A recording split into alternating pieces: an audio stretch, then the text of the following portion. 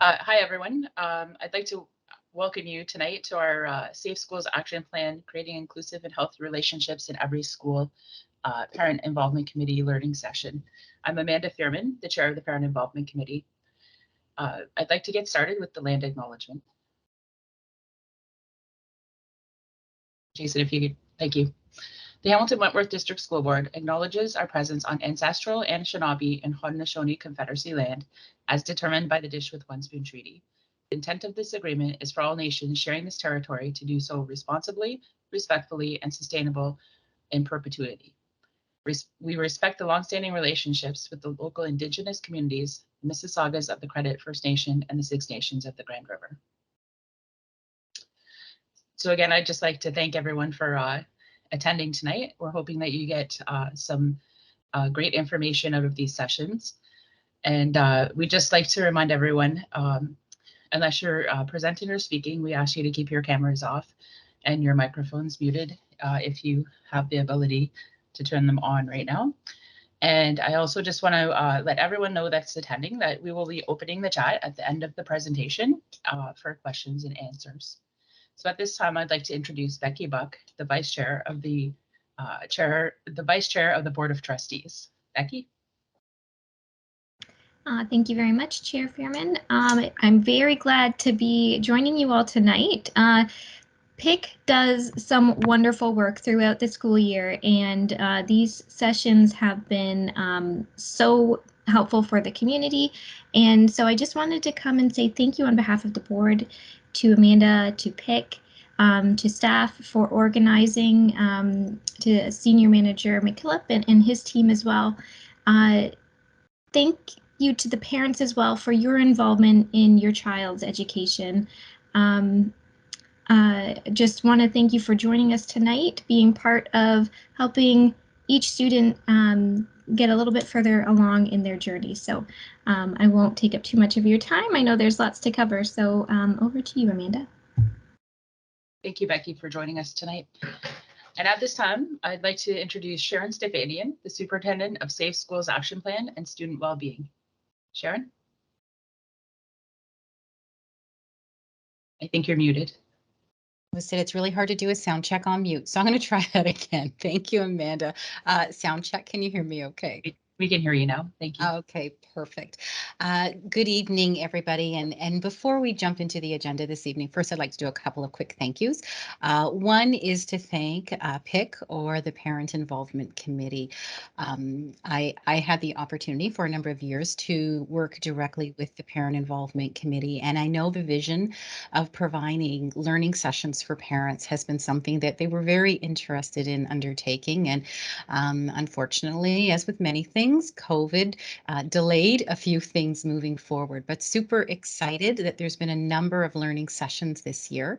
And if individuals that you know are not able to attend this evening, but they're interested in what we're talking about, the session is being recorded and it will be available on the board website. So certainly you're welcome to go back and to listen to sections of it again, but also to let your friends and neighbors know that the information is there. So thank you, PIC, for supporting communication and outreach with students and parents and families, because it's there for students to listen to as well. So thank you for that. I'd also like to say thank you to our presentation team. So you are going to have the opportunity this evening to hear from staff, to hear from students, and to hear from parents who have been involved in this work over the course of the last year.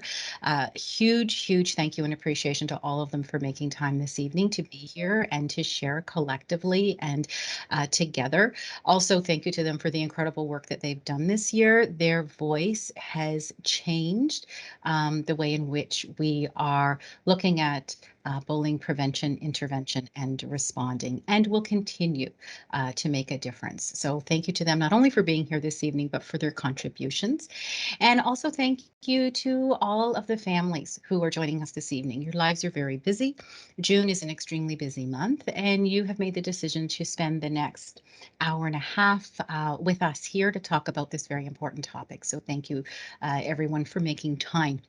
In terms of our agenda this evening, we've kind of already walked through the introduction piece.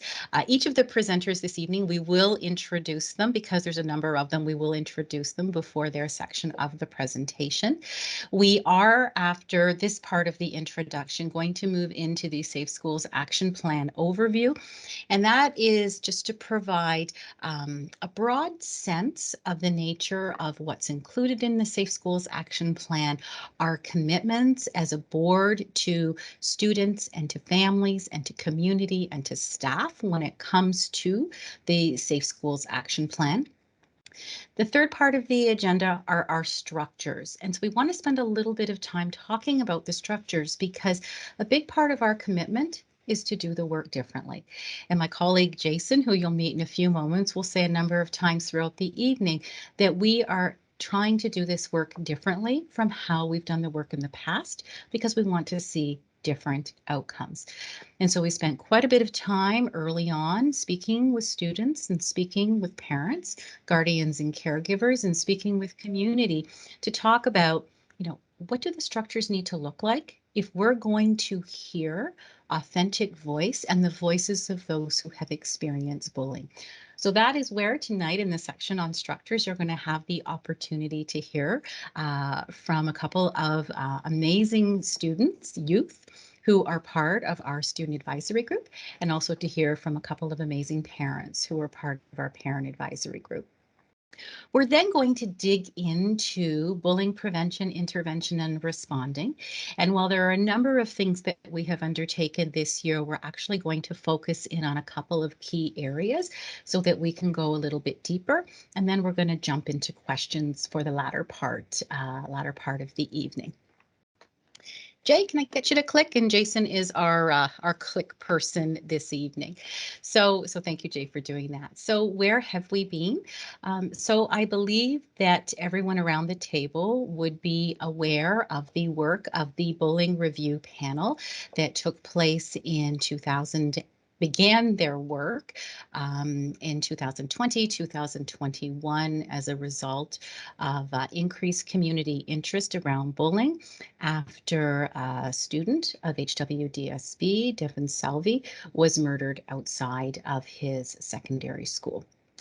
So the panel undertook a very comprehensive review, working with students, working with families, to hear stories and to get a sense from those who have been impacted directly by bullying.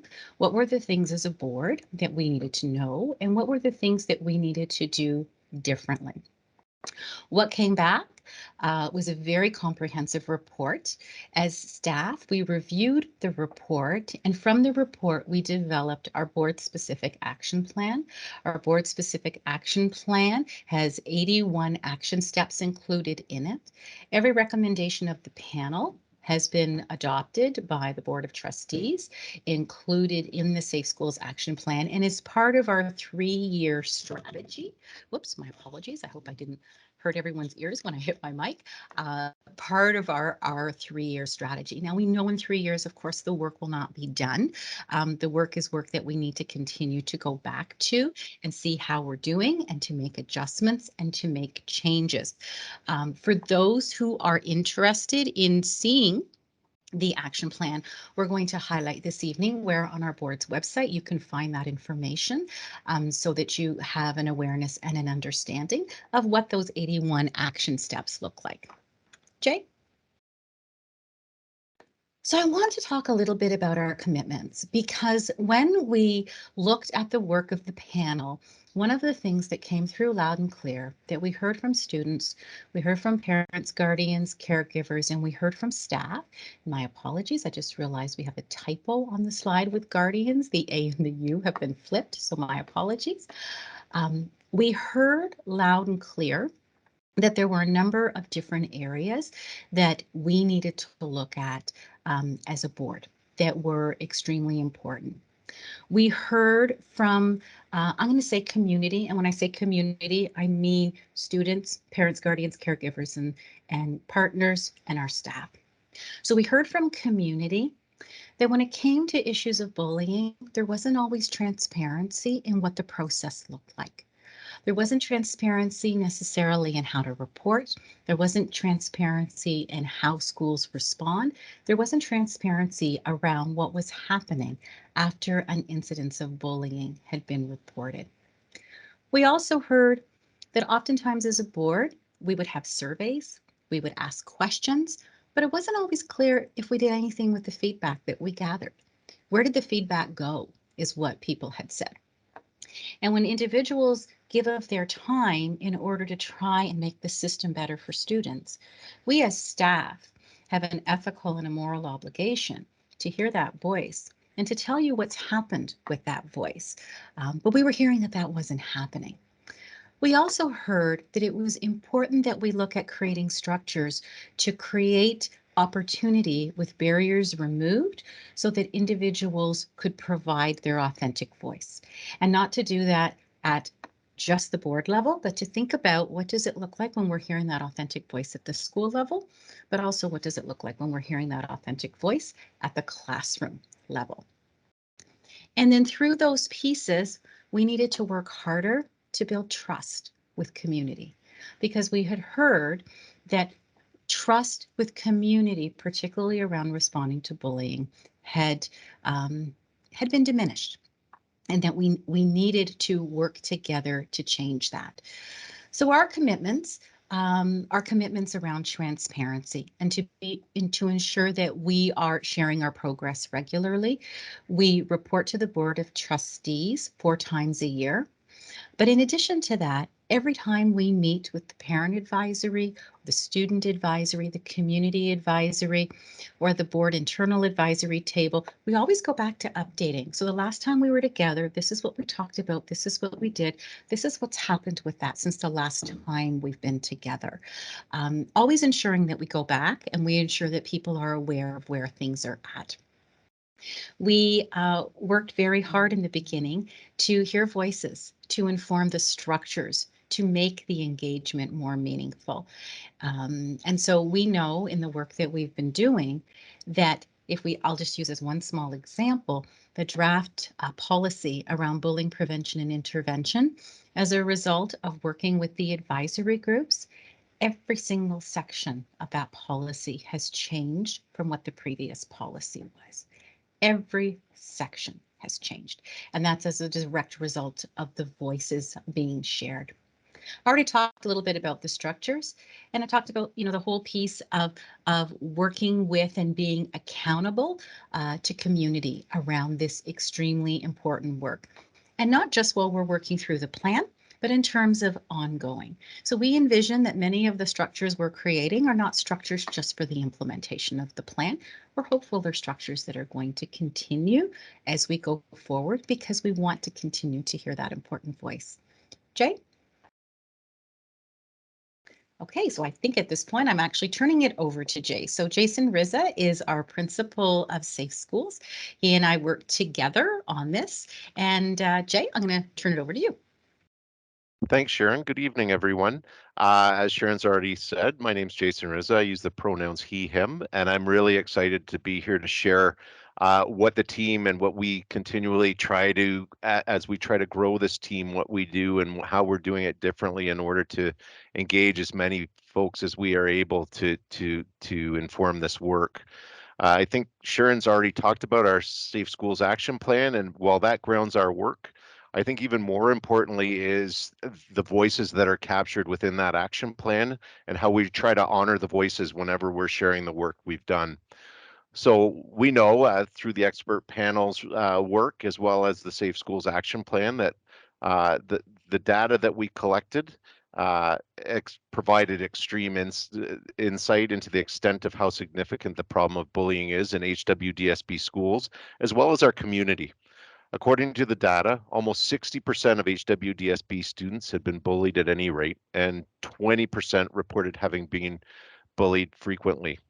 We also heard that groups experience bullying at much higher rates. For example, students who identify as Two-Spirit LGBTQIA+ were particularly vulnerable to being the target of this behavior.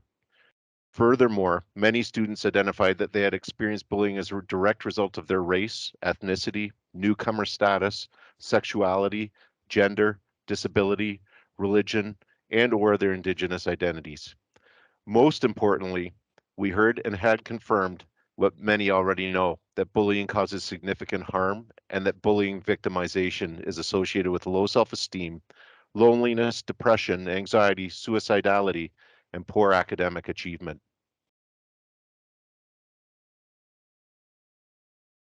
In terms of what we're continuing to learn, and we continue to listen and demonstrate that we're hearing what we're being told. We heard from both the survey, Safe Schools surveys and consultation, as well as in our engagement work over the past 18 months, that bullying is most likely to take place in areas of little or no supervision, such as during breaks and outdoor recesses and traveling to and from school. When bullying does take place, we heard about inconsistent processes for reporting and responding, as well as poor communication. Phrases like a lack of action and poor follow through were used frequently throughout the consultation process, and we still hear that now when we're in sessions with parents, students, and community members.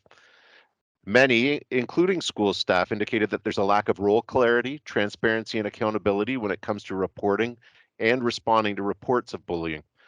To this end, staff recognize the critical role they play in preventing and intervening in bullying situations, but often spoke and still speak of a lack of clarity with respect to knowing how to respond appropriately when they witness an incident of bullying. Staff want practical, targeted training and knowledge. Everyone spoke of the need for more and better mental health supports in schools, both to prevent bullying as well as how to respond after bullying incidents have occurred. Tonight's session will highlight some of these supports as well as set the stage for the upcoming 2022-2023 school year. Sharon mentioned earlier, with respect to our Safe Schools Action Plan, it is on our website. Students, parents, guardians, caregivers, staff, and community, we always encourage them to visit our Safe Schools website, where you can see the Safe Schools Action Plan in greater detail. It's broken down into those 81 action items. We'd be happy to schedule time to review any aspects of the plan that are of particular interest, or to clarify anything else you may be wondering with respect to the plan itself or the work that we're undertaking. Sharon had mentioned our structures for engagement, and really this complex diagram with gears and pulleys and all the moving parts, and we really wanted it to be moving just to show the interconnectedness, really demonstrates the complexities of some of this work. As you can see, the center drivers of everything are the working groups, and the working groups are bulleted on the side of the slide here. We will be talking or speaking to these a little bit more in greater detail further on in the presentation. But really, those working groups are going to be the drivers of resources, supports, any type of support that could help support not just staff, but students, parents, community. Each of them has the specific attention on the area that they're responsible for, and we're hoping that they will consist of not just staff, but students, parents, guardians, caregivers, school administrators, union representatives, as well as other board staff. This is where the practical figuring out of things happens. So, for example, new approaches for supporting someone who has been the target of bullying. The group would look at this and other suggestions, models, proposals, suggestions of how this might look improved or different, or how we could address it. After which you'll see the three yellow cogs, so to speak, and the orange cog. Those are really where we are collecting the voice of students, parents, community, as well as organizational voice. To take a look at these products that the working group is creating, and from there, really ensuring that we've captured the voice of each of those advisory tables. So whether it's students, parents, community, or organizational voices, really we want to make sure that the voices are informing the work, and especially considering that we are trying to align all of our work and demonstrate the interconnectedness. We want to really make sure that we are using and lifting the voices of those that we haven't often heard in our policies and resources, and ensure that their voices are captured and that we continue to reflect on what we're creating and ask for feedback to make sure that we continue to develop all of them in good ways. So with that in mind, the student advisory group is critical in ensuring that our practices, policies, resources, everything that we do as an organization is informed by and includes student perspective. Student voice is embedded throughout our Safe Schools Action Plan. Throughout our initial consultations, Sharon and I heard repeatedly from students that in order for a group like this to be successful, it needed to be led by students. As a result, we've been fortunate enough to have Emerson Edwards, a recent HWDSB graduate, join us as our student advisory facilitator. In staying true to this advisory, I'd like to introduce and pass the digital microphone to Emerson and Jack to introduce themselves, as well as talk about their experiences with the group so far, as well as plans for next year. Hi, everyone. Yeah, as Jay said, my name's Emerson Edwards. I use he, him pronouns. I'm a recent graduate of the HWDSB. I'm bringing lots of lived experience with about 10 years of being bullied throughout different facets of school, and just a community member that wants to help. So right now, I'm going to go over kind of the structure of the group I run and help facilitate, the areas of input, and a couple of the big ideas we've come up with, and how students can join if they're still interested. So we decided to break up the grades we selected of 4 to 12 into two groups, a 4 to 6 group and a 7 to 12 group. And that was mostly to make everybody feel comfortable, because I think back to when I was in grade 4, 5, 6, and I thought about high school students like they were rock stars. They were the scary ones. They were the ones I didn't want to be around. They were the ones that came in and read me books. And so in planning the facilitation and all that stuff, I wanted to make sure that everybody felt comfortable, and we felt that 4 to 6 and 7 to 12 would be good for both academic input and understanding levels, but also to make sure everybody feels comfortable. So we've gone through with both groups on all of the topics that I've brought to them. I do 2 meetings a month with the two groups. We've come up with some rules and regulations that we follow during meetings, much like the meeting we're in now. And yeah, it's just been a great group to begin to work with, and I'm looking forward to the work next year. So we've done 3 sessions so far. Our first session, we were looking at the anti-bullying policy that is being revised. And one of the biggest things we heard about that policy, and some of you may remember the policy meeting I attended, we heard that upstanders, or students that step up and speak on behalf of somebody that are being bullied, or people that refuse to be bystanders, were left out of that policy document. And as we're learning that places of low supervision are problematic, we obviously can't have teachers everywhere. And so by supporting students in learning how to de-escalate situations or support friends or peers throughout a bullying situation, we thought that should really be reflected, and the students really thought that should be reflected in the policy draft. Our second session was discussing the Student Dropbox, which is a big idea to create some sort of way for students to input advice or interesting thoughts or ways we can change without actually coming to the student advisory meetings, because we recognize that it takes a lot of courage to speak in front of peers about lived experience, and we thought that every voice should be allowed to speak, even if they're not comfortable with groups or different settings that we are making available. So just to expand all the reach we could get. So basically just coming up with that idea was the big idea for those 2 meetings. And the team I work with did an amazing job at really setting down some groundwork for what that's going to look like. Session 3, we went over the student safety plan that's in creation right now. So basically, the student safety plan is talking about order of operations of how we will deal with a bullying allegation slash bullying incident when it comes to admin or teachers. And it's just a way of keeping track that things are being reported. There's easy check boxes, makes it a really efficient system for teachers.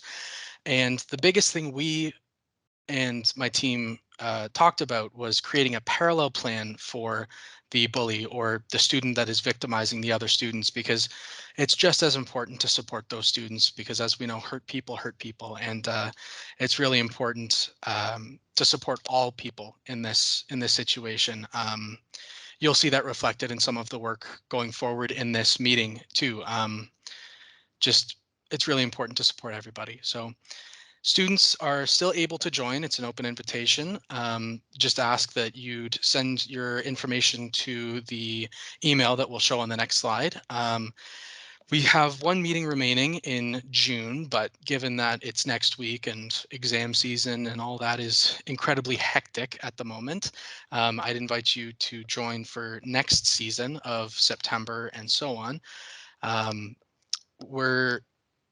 We've built an amazing team of students. I've loved getting to know each and one of them, and they all have incredible ideas, and it's so exciting to see that students are finally being listened to and kind of held on this pedestal that we really need to put them on. So I will now hand it off to one of the amazing students I've had the pleasure of working with, Jack Lickup, to kind of discuss what the meetings are like, and yeah.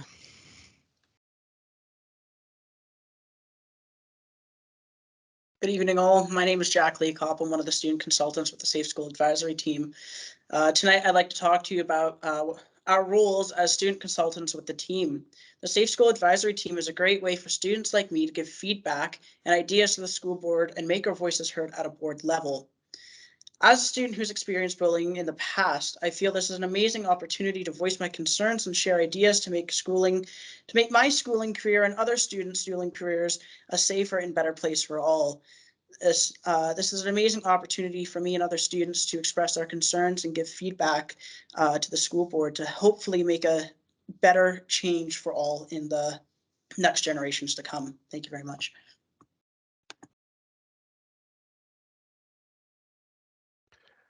Thank you, Jack. And as you can see, two amazing leaders, student leaders, and when we provide opportunities, we get extremely satisfying results, and we're super glad that these two are leading the charge to engage as many of their peers as they can, and going right down to grade 4, which has really been appreciated as well. Thank you both for joining us tonight. Also critical to this work and doing it differently is the role of our parent advisory group. To support from a parent, caregiver, guardian lens also ensures that our practices, policies, resources, everything that we do as an organization is better informed and includes their perspective. Sharon and I have had the pleasure of over the last 6 to 8 months working with this group this year to discuss and unpack some of the action items that are in our Safe Schools action plan. And we're so happy tonight to have Catherine and Mike join us to speak a little bit about their experiences with the group and their thoughts and share any best thinking and try to have some more folks come out and join us. Mike, I saw you pop up, so I'll leave it to you to start. Catherine designated me to go first, so I accepted. Good evening, everybody. My name is Mike. You probably know me from PIC. I've been a PIC member for 6 years. The first thing I want to do is echo Jason's words. We want parents involved. We would like to see more parents coming out. You can join in at any time, the beginning, the middle, the end, before the end. If you don't want to join, we still welcome your questions. You can email Sharon, Jason, and ask any questions you want. I have 3 children in the system, so I've got good experience. Bullying for me is dear to the heart. I have lived experience, grade 2 to grade 8. So this did come close to heart for me, hit home. I have been involved since the very first meeting with the expert panel, I guess we're calling them. The first meeting they had, I believe it was at Westmount. I was there and have been involved since. When I entered into these discussions, and I've shared this with Sharon, I was very skeptical at first. You know, bullying's been going on. Well, I'm older than most of you, and it's been going on as long as I've been around. So when they said we're going to fix this, I went, yeah, right. I'm very pleased to see that they're taking this very seriously. They have, as Sharon mentioned, taken all of the ideas from the expert panel and gone through with it. If you look at what we started with, the guidelines we started with and what we've got now, it's 100% different and improved. They really are listening to what people say, parents, everybody. Every time I look at the reviews, I can see the changes that have been made that somebody mentioned. Being involved in the committee also gets you to see the other side, because my grade school was tainted a little with the bullying. Listening to other people talk, it really opens your eyes and you get to see what different perspectives are and different ideas on how to get this back on track and fixed. So I am very pleased. I've told these people, they keep saying they're taking my time. No, I've got all the time in the world to fix this for our children, and I'll be here until it's done. And if they don't get it right, I'll come and visit them. Kidding. It's been a phenomenal learning experience for me, and I'm very pleased with what we've done, what we've accomplished with all the groups involved, and they really, really are listening. If you got some concerns, something you're not happy with, an idea, anything, please feel free to contact Sharon or Jason. They will address it. They will take it serious. And now I'm going to turn it over to Catherine H.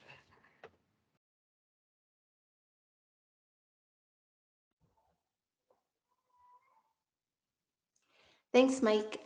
I just want to echo what Sharon said at the beginning of the presentation, referring to how they're really trying to and striving to do things differently this year with the panels that are formed by parents. So the hope of this group is to hear from parents and gather feedback, which is my experience, and you've heard from Mike as well, around the safe schools and bullying prevention, for example.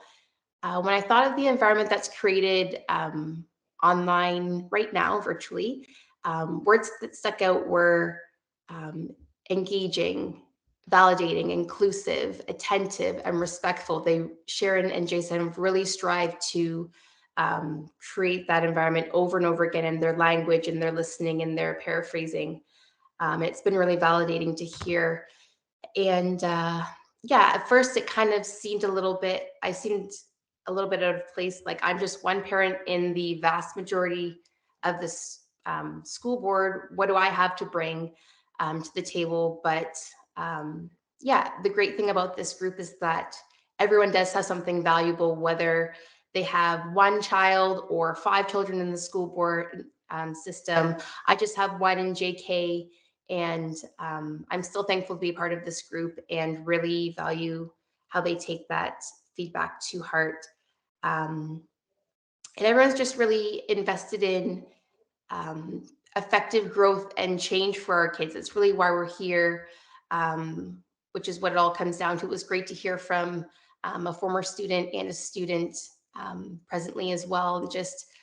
I was getting a little bit emotional just listening and just hearing that voice. This is why we're here. This is why you've come tonight.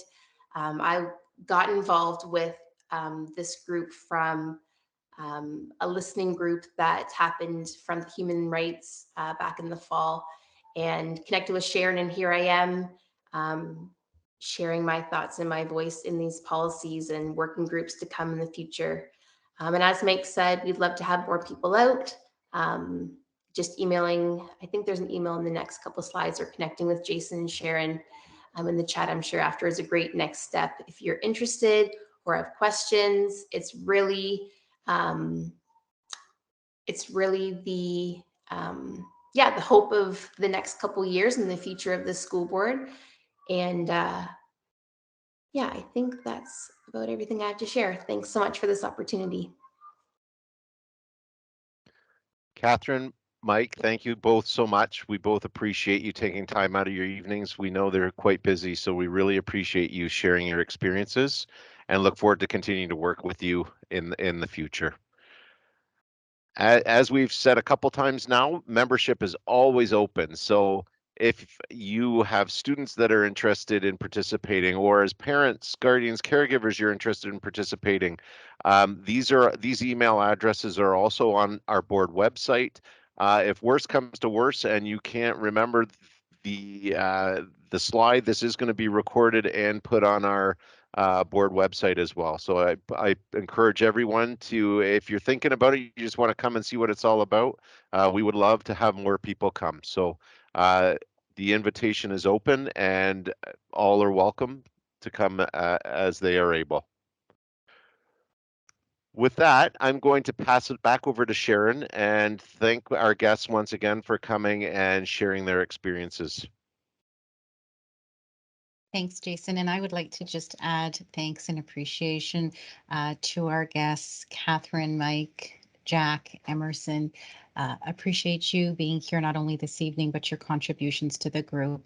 And it's an understatement when I say that the contributions and the input of you and your peers around those advisory tables has made our collective work so much better for students across the board. And we can't thank you enough for all of that incredibly important work.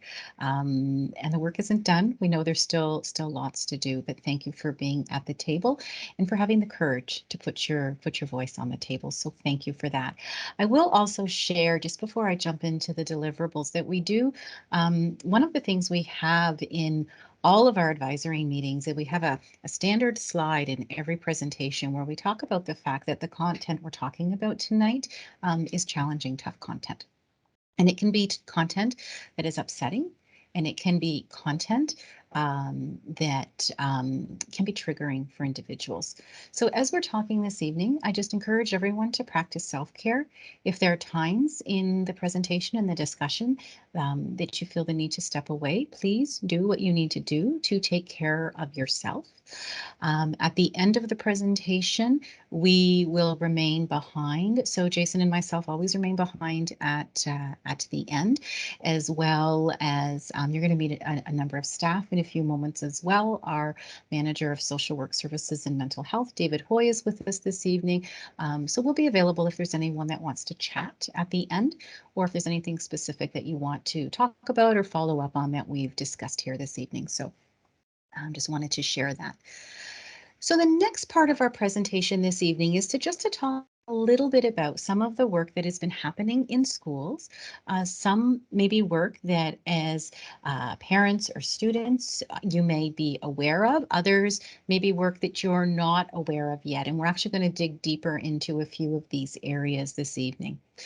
So one of the pieces of feedback that we heard, and one of the action items within the action plan, speaks to an inconsistency when it comes to schools responding to incidents of bullying.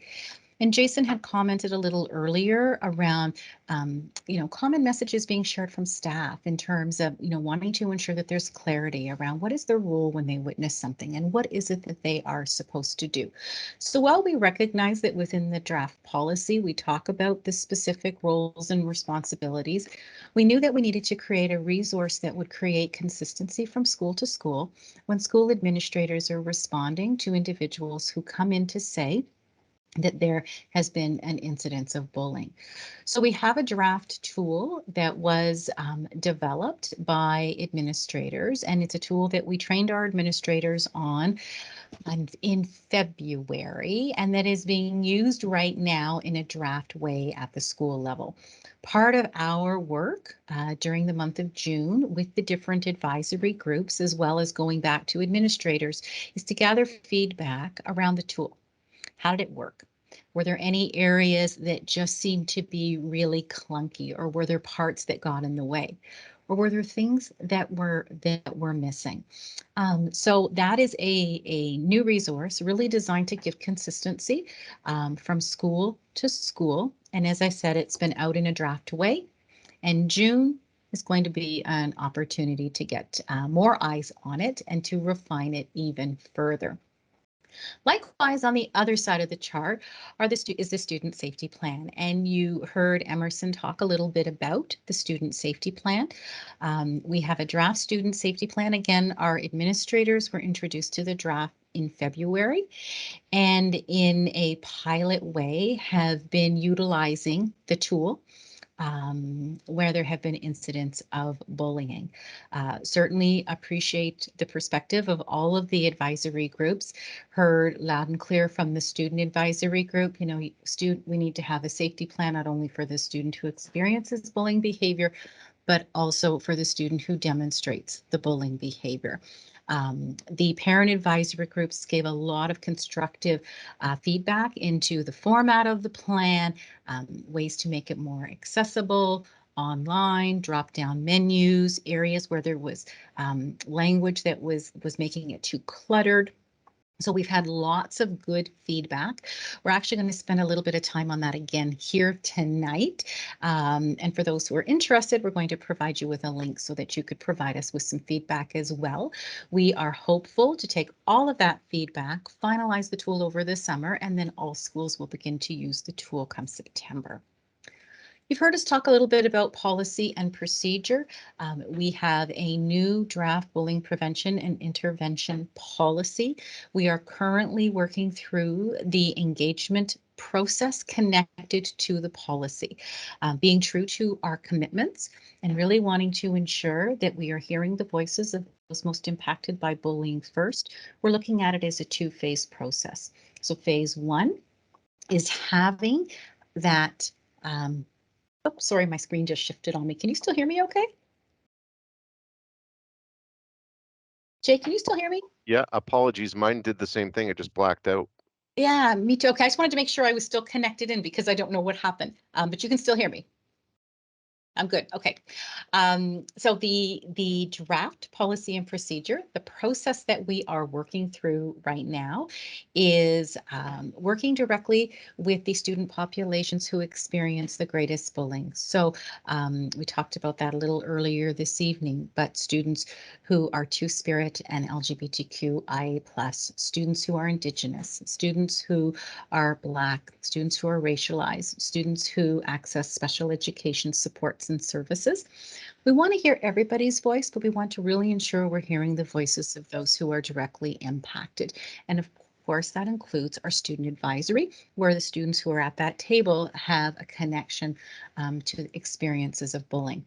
After we're completing that phase, we're then going to move to the more global online consultation for the broader community. We've been doing quite a bit of work around the area of supervision and where bullying happens in schools. We have a number of child and youth care practitioners in schools, and they have been trying some different things in schools to support students in the identification of those spaces, and then working with students on strategies around how to address what happens within those spaces. Again, really pulling in the voice of students in school. Students are in the best position to talk about what works within their environment. And we also did learning with all staff in March around cyberbullying. And that work for cyberbullying is going to continue into the next school year, because what we had heard from staff was cyberbullying was an area that was newer and sometimes a little bit harder for staff to see when it was happening. So we needed to do some foundational learning, and that work will continue into the next school year. Jay? So I want to talk very briefly about the interconnectivity of our work, because when we think about the work of the Safe Schools Action Plan, we also connect that into other work that is happening within the board. Some of the work that is happening in areas such as our equity department with the Equity Action Plan, or work that is happening in human rights or mental health or Indigenous cultural safety. Those are all part of the important work of prevention. Because prevention, we know, is about creating those classroom and school conditions in which students are safe, supported, included, where they their identity is centered, their lived experiences are a priority, and there are positive, healthy relationships, student to student, staff to staff, staff to student.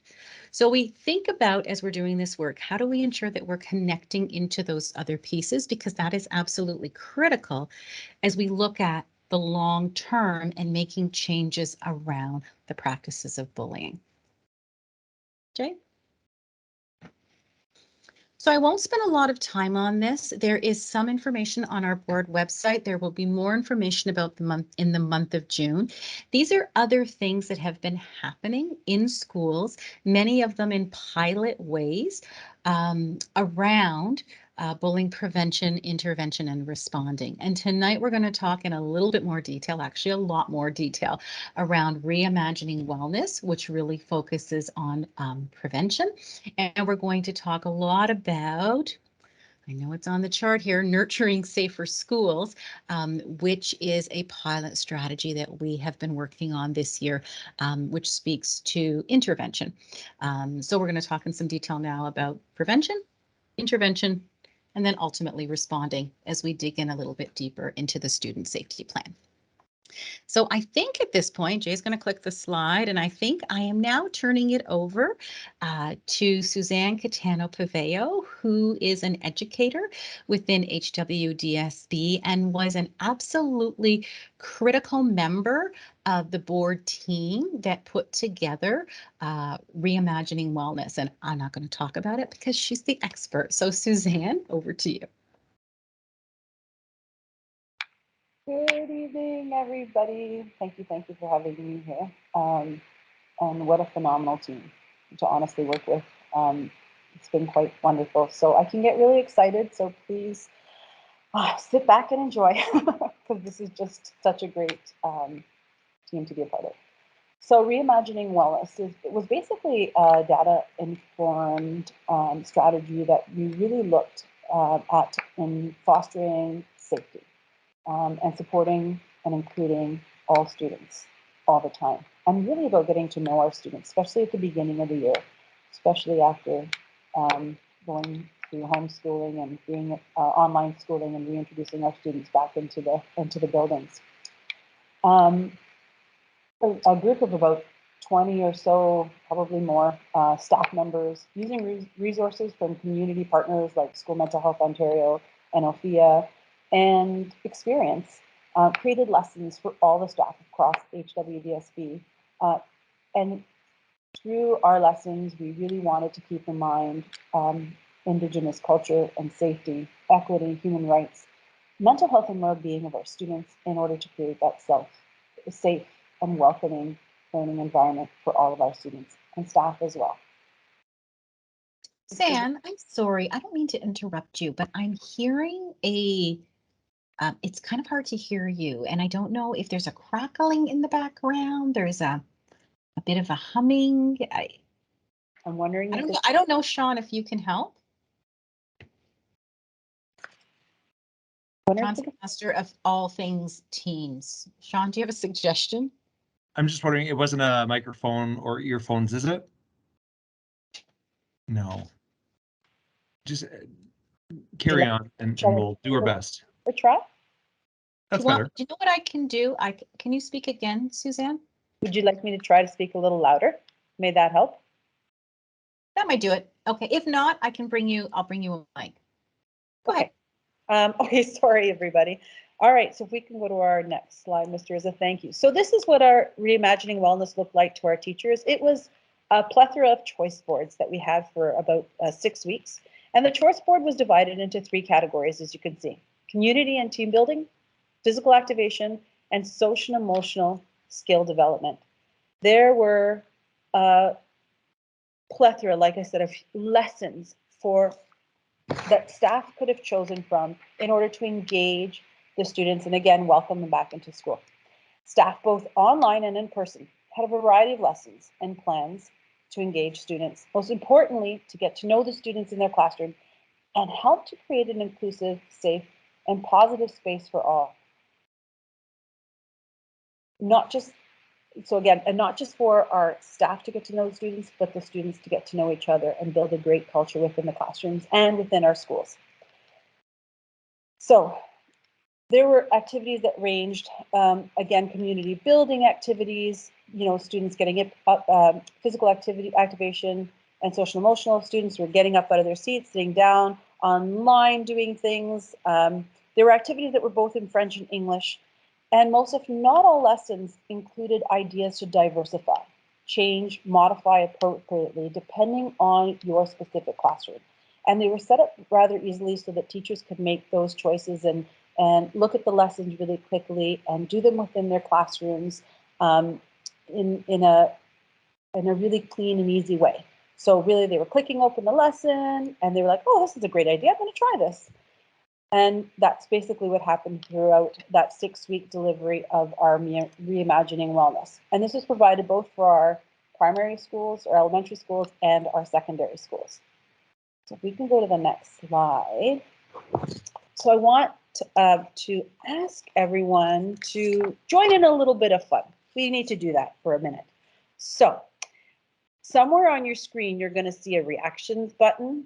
And I want you to participate with me. And we're going to try one of these lessons. You're going to feel what it's like to be in one of our classrooms, sort of, because you're online. But again, this is great because even our online teachers were able to use this. So in a moment, Madame C, that's me, I'm going to ask you, I'm going to be reading a few different statements. And if you feel that the statement is something that you can agree with or that relates to you, I want you to hit the thumbs up button. So it's going to look like this. Yay, thumbs up, that's me. So in our classrooms, we would get the kids to stand, or again, we get them to shake their hands, or just yell it out loud. It gets quite exciting. So let's see if we can do this together. All right, here we go. Everybody ready? Let's see. Give me a thumbs up if you were born in the summer. No, me neither. All right, give me a thumbs up if you have a brother. Oh, awesome. Give me a thumbs up if you wear glasses. Yeah, me too. That's me.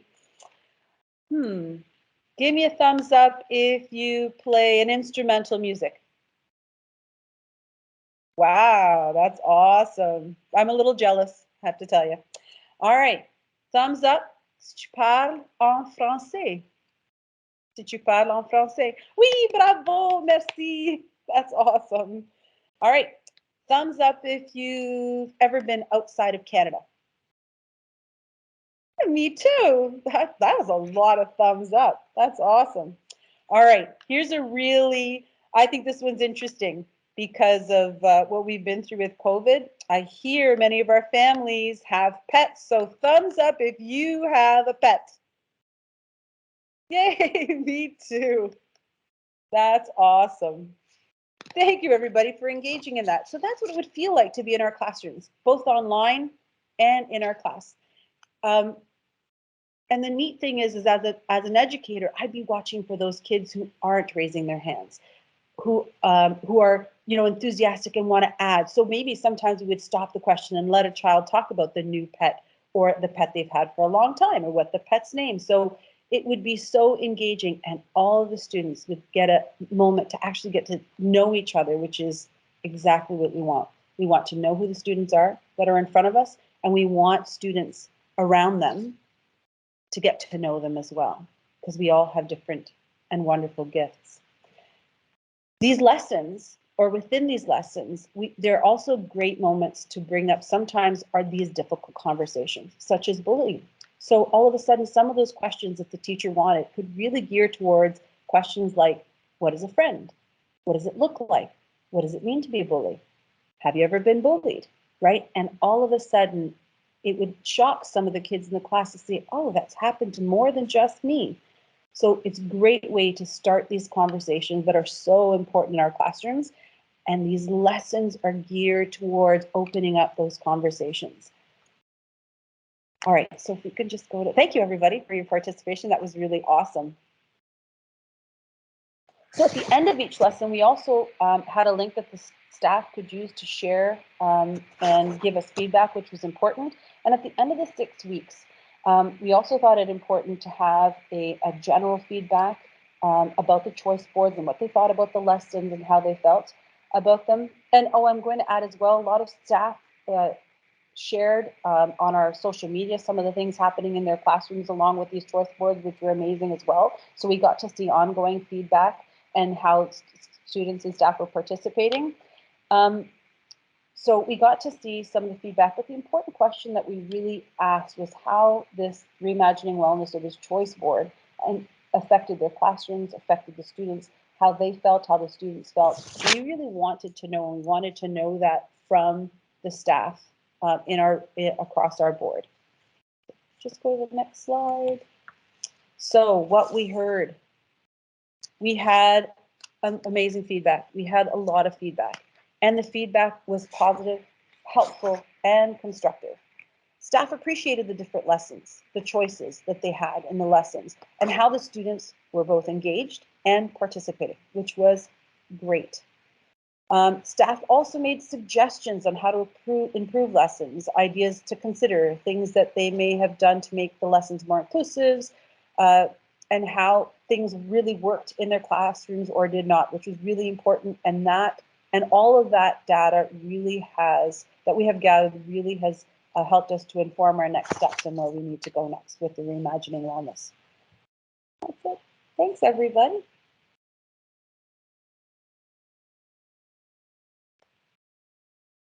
Thank you, Suzanne, and thank you for that glimpse into what the Reimagining Wellness classroom looked like, and very excited to be looking at all of the feedback that we received, and an opportunity to reach out to schools and to classrooms to look at gathering a little more feedback during the month of June to inform our Reimagining Wellness foundational prevention work as we go forward. So thank you. So I would now like to introduce David Hoy. David Hoy is our Manager of Social Work Services and Mental Health. I know the slide says Dana Gillespie-Tozer. David is stepping in for Dana this evening. Unfortunately, she was unable to be with us, but he's going to be presenting and sharing with everyone some of the intervention work that we have been doing in a pilot number of schools, and that is our Nurturing Safer Schools. It's a social work intervention to respond to bullying behaviors. It has begun in, as I said, in a pilot way in a few schools. David will share this evening what it is, and we're in the process of learning around the effectiveness of this intervention, and then continuing to look at how potentially it can be expanded to include other schools. So David, over to you. Thank you, Sharon. So as Sharon said, I'm not Dana Gillespie-Tozer, but I do want to acknowledge Dana's leadership in this area. She's playing softball in the rain, and I'm here with you, so she drew the short straw. So as you just heard with, I should announce too that David Hoy, Manager of Social Work Services, and my pronouns are he, him. As you just heard from Suzanne, and there's other examples of where we're using what we call sort of universal programming. It is every student, all classes, using the curriculum to teach kids really important lessons, including reading and math and social connectedness, and the importance of activation and those type of really important health constructs that just help us be happy, successful, connected individuals. But we know that even in the situation in which we do amazing stuff at a universal level and expose kids to all sorts of skill development and opportunities, unfortunately, sometimes situations arise that need a sort of stronger dosage, that need more of an individualized approach. And when we started this work around our Safe Schools panel, what became very apparent to us was there wasn't actually a clinical intervention available in those situations in which we were unable to address the situation through either universal programming or shaping the environment, or some of the consequences that can be meted out in schools. And so what we did is, through a grant from the government, we undertook the development based on research, based on the lit review, based on good practical evidence-based practices, and we created what you'll see and hear about today is Nurturing Safer Schools. So it is a 6-session clinical intervention. It is based on cognitive behavioral therapy. There's lots of evidence supporting efficacy of CBT. But we know that it has to be done in a culturally adaptive way. And we have to make sure that the therapeutic intervention fits the individual at a very personal, specific to them and their surroundings and the intersectional components that they bring to everything that they do. And so the program has had a really strong equity lens, and the program development has really paid attention to students in Hamilton Wentworth District School Board and the services and supports that we have available. Because we know that a lot of bullying happens in schools and a lot of the interventions need to happen in schools as well. We also know that the typical response oftentimes would be suspension and expulsion. And I know there's lots of people who feel really strongly about sort of a zero tolerance policy to correct bullying behavior. And so the truth of the matter is it's not an effective intervention strategy. The reality is our students don't live in HWDSB and they don't live in school, they live in communities. And so even if bullying is happening in schools, it can happen in communities, and you can't expel and suspend people from communities. So the interactions can still maintain. The other challenge in the situation is that being out of school does not decrease risk, it increases risk. So it increases risk for the student who's engaging in the bullying behavior, and it's quite likely they'll continue to engage in maladaptive behavior, putting other people at risk, including other students and other people in the community. So it's just not an effective strategy to try and alter a behavior that is unwanted. So we looked at really trying to understand what drives bullying behavior, and it is rooted in power and control. And I think that gets lost sometimes when we think about sort of peer conflict or disagreement or teasing. It's rooted in power and control. One person has more power than the other person, and quite frankly, abuses that power to oppress the other individual. And so we really wanted to tune in on that piece of bullying intervention. We also know that the victim's rights are really, really important. And we want to take what we would call a client-centered approach to really understanding what that person needs to feel safe and supported in a school environment. We want kids to come into school and be able to attend to the reason they're in school and not be worrying about their safety and well-being. We want to also start to demystify some of those myths that are around bullying, that victims are often passive or a little bit submissive. It's actually not true. Sometimes individuals just have more power than you, and if they abuse that power, it can actually start to shape who you are, but it isn't necessarily happening because you lack in some area. Sometimes you just happen to be in the wrong place at the wrong time and become a victim of it, and it actually can start to impact who you are and how you see the world and how you interact with others.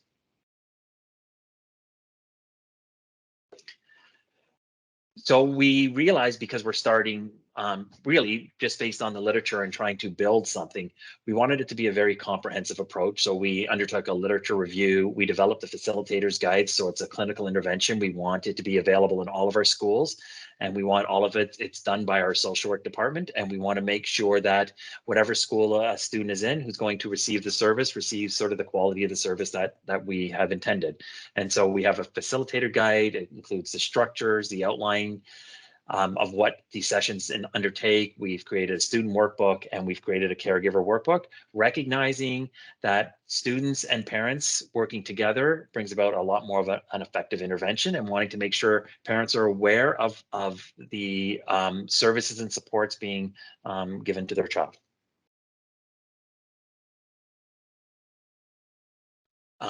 The evidence suggests too, very strongly, that the services and supports that are available often do not meet the needs of our marginalized communities, groups that have different cultures, different backgrounds, have different needs. And we see within those individuals that there's often lower rates of entry into the service. There's often higher rates of dropout. And the literature is pretty clear. It's because the service isn't working for them. And the service sometimes isn't working for them because they're not seen, heard, or understood within the service. And so again, coming back to that, really bringing a strong equity lens.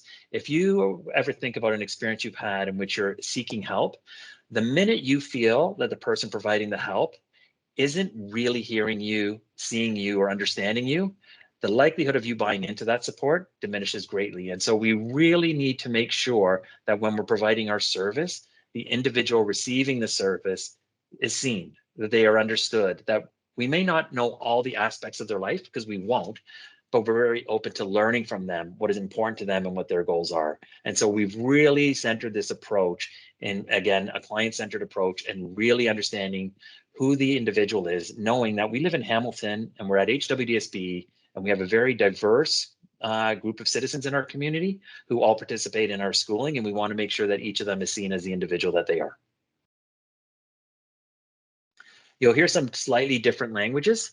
You'll hear us talk about students of concern. Oh, sorry, I got a little mixed up there. Okay, the intervention goals, and the intervention is aimed at what we'll call a student of concern, and that is the student engaging in bullying behavior. Impacted student, which would be the student who is experiencing bullying behavior, and we're also undertaking work around the students who witness the bullying behavior. And in each of those, it will also have a parent component. So the goals are to decrease the feelings of distress, support positive relationships with self and others. Really, sometimes you have to really understand who you are to be able to engage in a relationship with another individual. Increase feelings of connectedness and within the school community, because kids who are connected to and value being in school tend to engage in the type of behavior that allows them to stay in school. And then secondary goals would be around increasing empathy, increasing hope, and around engaging in that type of behavior that we want to see more of. The student of concern. So again, this would be the student who's engaging in the bullying behavior. We really want to focus on a recognition of some level of accountability that they're engaging in the behavior. And I think that's a really important component, because I think we've all known what it's like when someone is trying to tell us why we have to change our behavior, and we're not really appreciating that we're going to change our behavior. So until we get some level of buy-in, some level of accountability, it makes it really hard to affect change in an individual. Okay, Jay's clearly speeding me up. There's the different components behind it. You'll see there's psychoeducation. We really want people to understand how their thoughts, how their actions, how their behaviors, how their emotions contribute to it.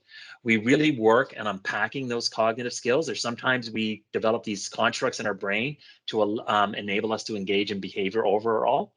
We want to help teach behavioral skills so that we can actually start to adjust the behavior. And then, of course, we want to work on healthy relationship skills. For the impacted student, this would be the student who received the bullying behavior. Again, we know that it can create self-doubt, self-blame, feelings of distress, loneliness, isolation, anxiety. And so we really want to help them develop their coping strategies, knowing that we want to rebuild their hope and their sense of competency and self-confidence. Again, the approach would be the same, where we do psychoeducation, which is really speaking to them around how their thoughts, how their behaviors, how their emotions can contribute to decision making, can contribute to how they see and sense the world around them, how they collect information, how they sort and analyze that information. Then we work on behavioral skills and cognitive skills to really help them reframe some of the different approaches or different ways they think and act and respond to situations. And then again, there'll be a component around developing healthy relationship skills. You'll see with the intervention pathway. Sorry, I was trying to follow along in my slides because I'm at that age now where I have readers, which if I'm too close, they don't work well. And if I'm too far away, they don't work well, and try to find that sweet spot in the middle. So, and clearly I haven't found it yet. So anyways, you'll see the layout ahead of you around how the different successions work. So it is what we would call stepped care. Each session has a beginning, middle, and end, but they run in a sequential order. So we build off the cumulative knowledge and scaffold the kind of learning so we're able to tie back. And this would be sort of the process that individual students would go through with their clinician, and we have the accompanying material to support it.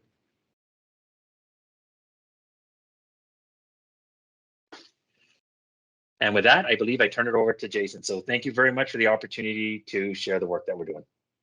Thanks, David, and almost over to Jason, just over to me for a couple of quick seconds before we move over to Jason.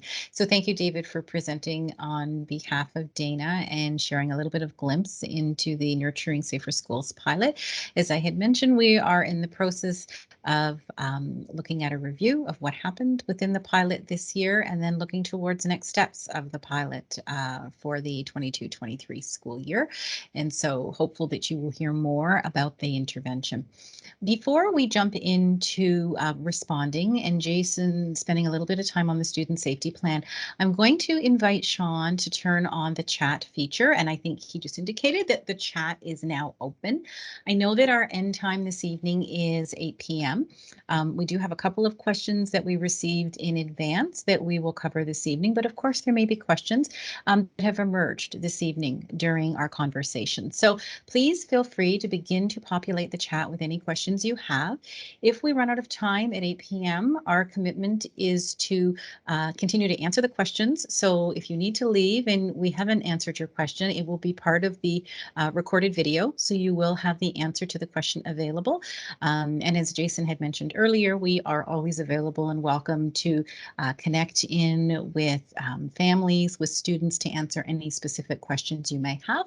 I'll also comment that if you have a specific question or something you'd like to discuss this evening that you're feeling was triggering for you this evening and you'd like to talk at the end, staff will remain behind after we stop recording this evening. So if you have questions that have emerged, feel free to populate the chat and we will ensure that we address them before the recording stops. Jay, over to you.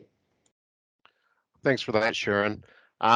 Whenever we're engaged in this work, we always try to ground it in our Safe Schools action plan, and really messaging throughout this document supports improving the way in which we respond and communicate when incidents of bullying or alleged bullying are brought to our attention. The need for consistent, transparent, and ongoing communication, clearly defining roles and processes, as we heard earlier, those are consistent messages that we've heard loud and clear, and ensuring a system that's consistent in the application of our policies and procedures, all essential pieces and components in supporting students and families that don't feel safe. The HWDSB draft student safety plan, the document has been developed by school staff as well as had voice input through our student and parent advisories as a response to all of these components. And really, it's intended to act as a resource for schools to engage students and their families in supporting allegations of bullying or any other scenario in which they feel unsafe. At the heart of this resource are the elements of open communication, transparency, and responsiveness. Through this, we hope to continue to develop and build trust with our families, our students, and really provide open lines of communication that people feel safe in using on a regular basis.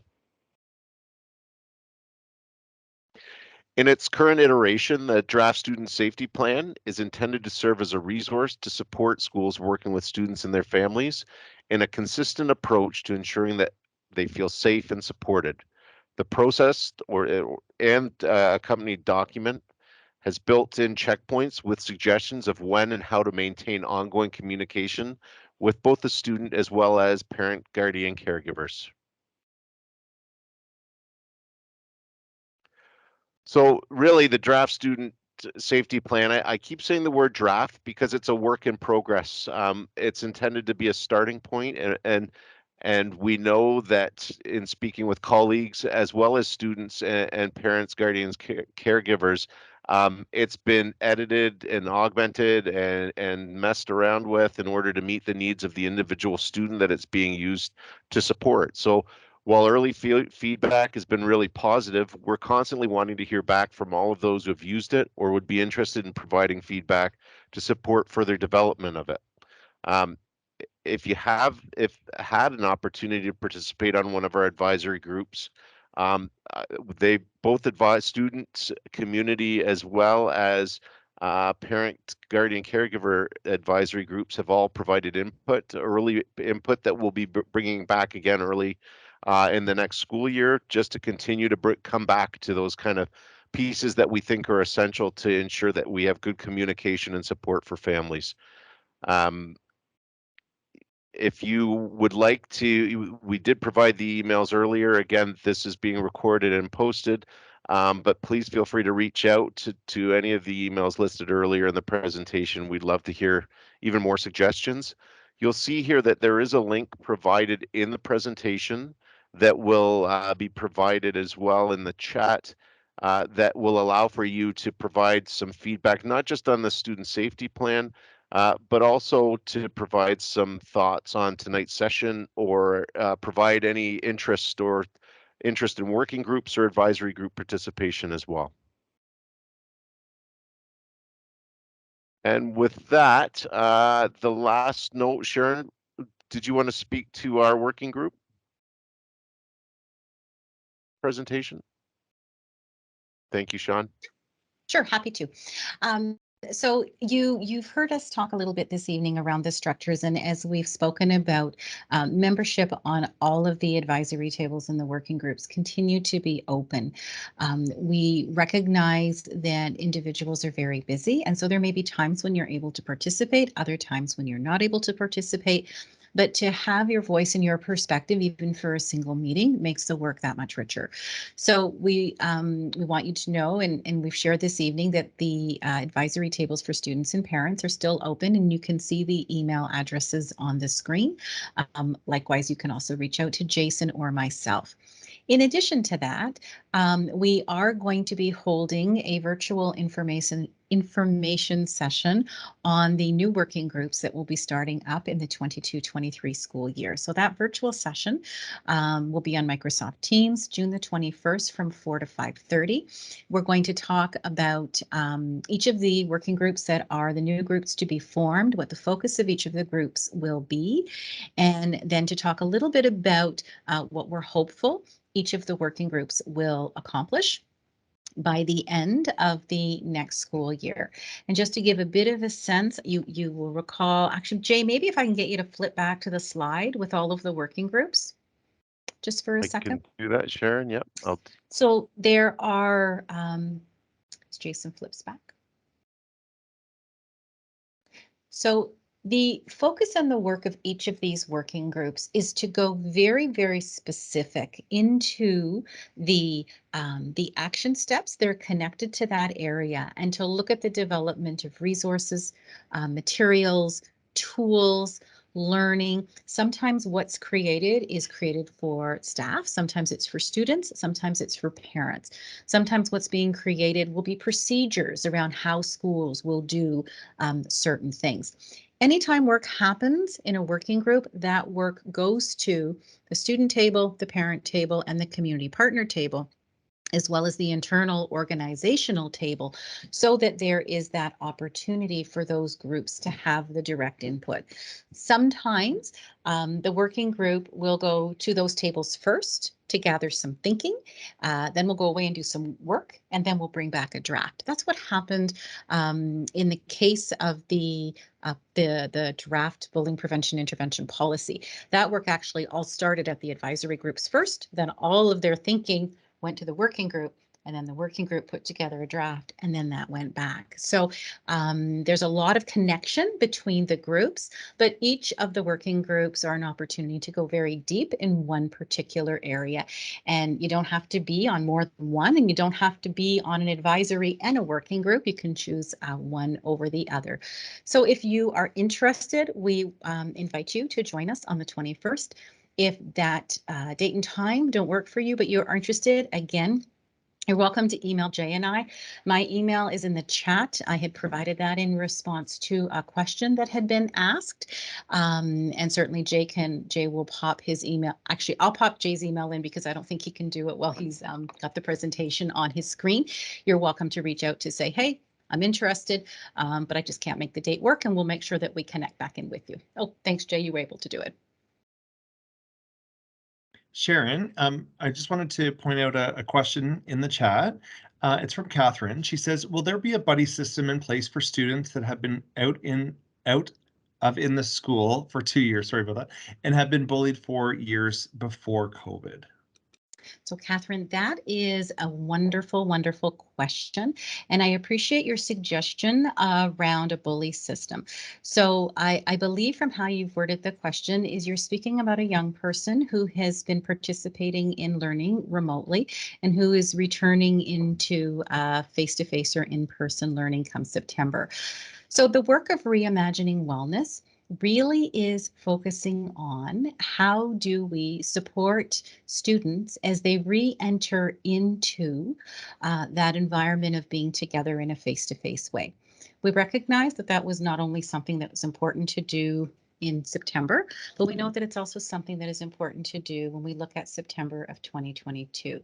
So as we are talking right now, part of the work of staff is to be looking at Reimagining Wellness 2.0 and to be thinking specifically about how we work and support educators in creating the conditions so that students are feeling safe and supported, included, and welcomed within the environment, whether they are returning from being in the remote learning environment, or they may be new to the school, or they may have been in the school, but it's that piece of transition after they've been out of school for 2 months. So extremely important that we focus on that piece of identity and sense of belonging in the classroom and how we build those positive relationships.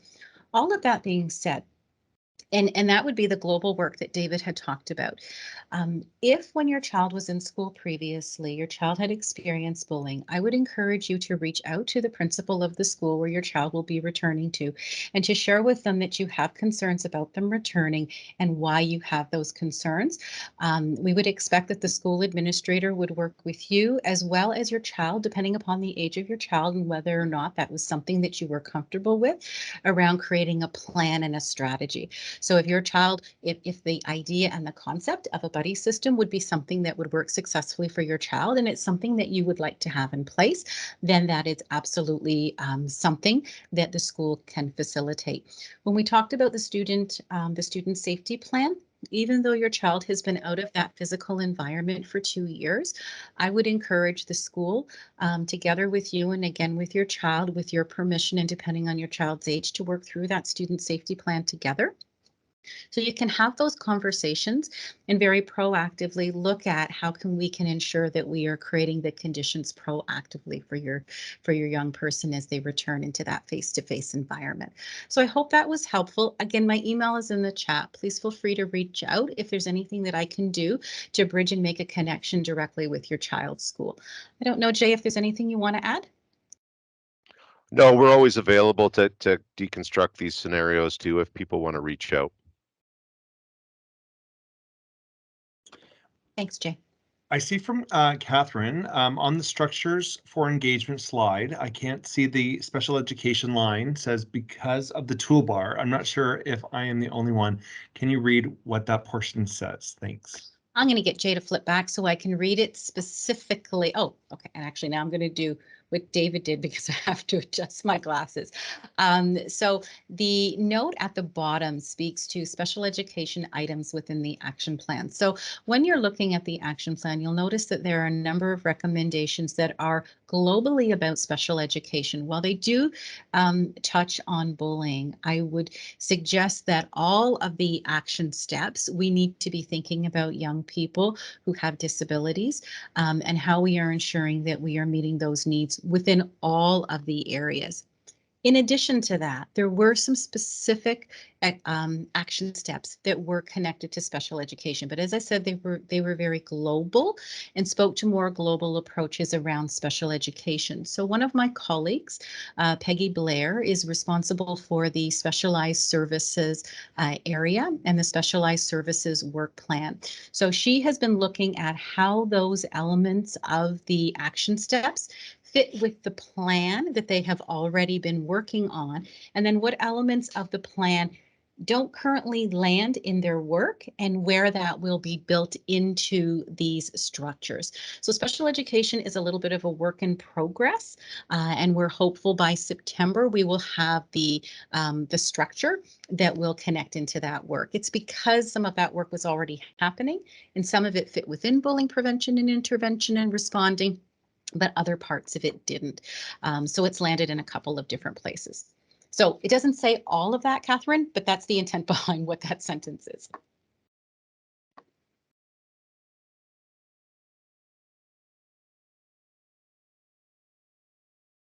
So thank you, Catherine.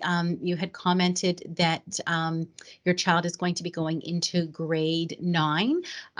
So yes, absolutely, it'll be a new school, and so new experiences. Extremely important to have the conversation with school administration.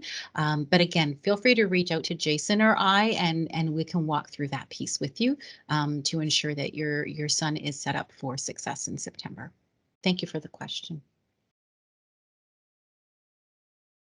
So we had a couple of, I'm going to ask Sean. Sean, there were a couple of questions that came in via email. Am I okay to go to those? Absolutely. Thank you. Yep. Okay.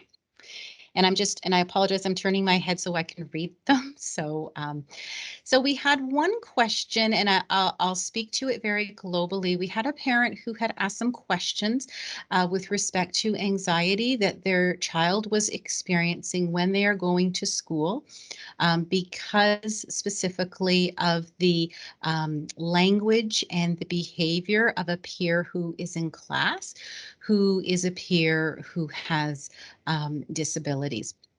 And in this particular question, the parent had commented that they felt that bullying was being addressed appropriately and in a very timely way, but wasn't feeling that necessarily there was the same type of follow-up when the student who was demonstrating the behavior was a student with a disability.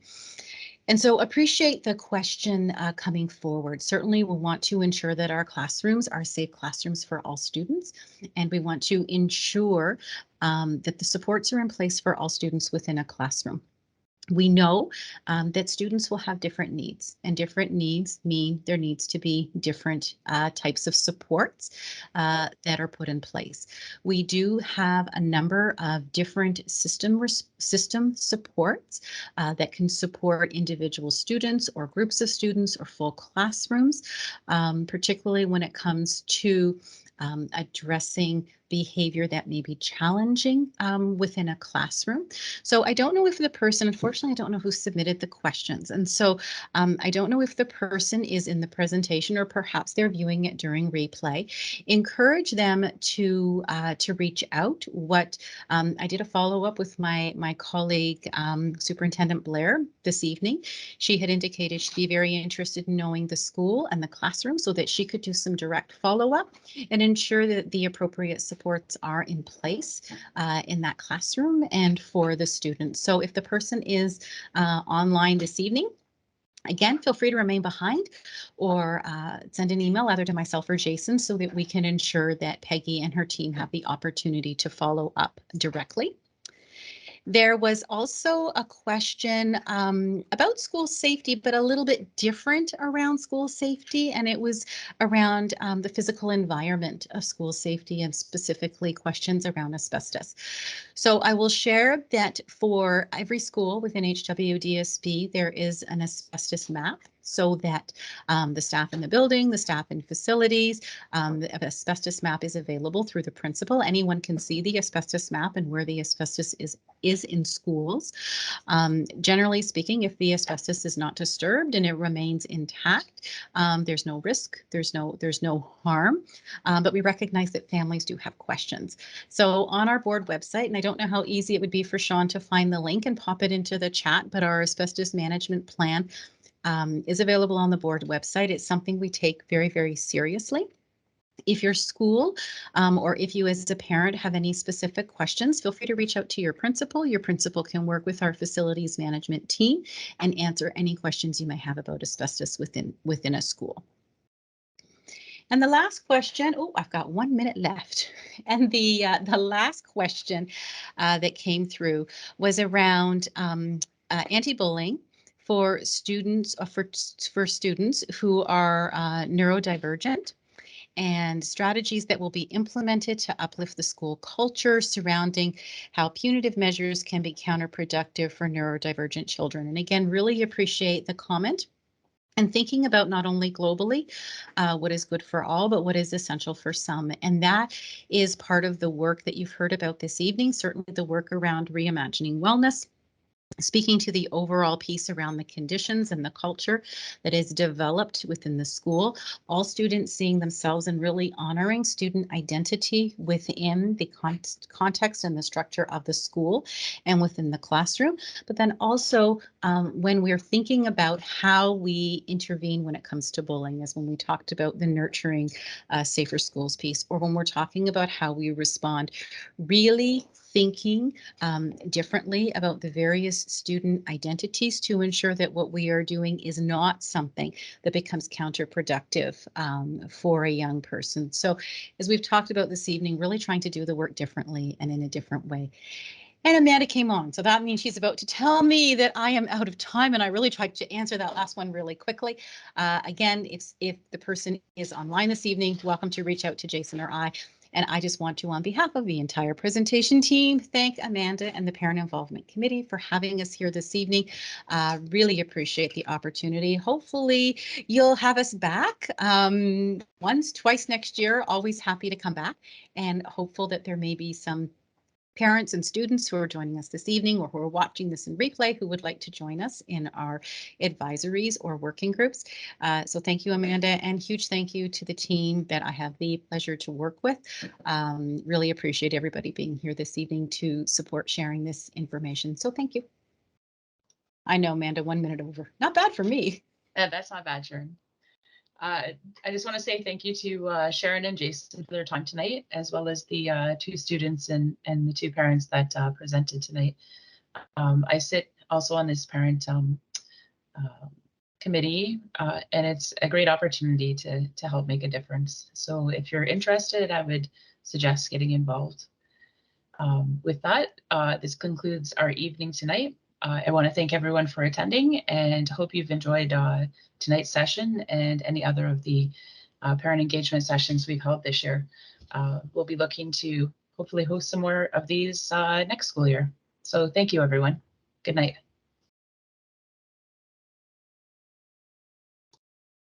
Thanks, everyone. Have a good night.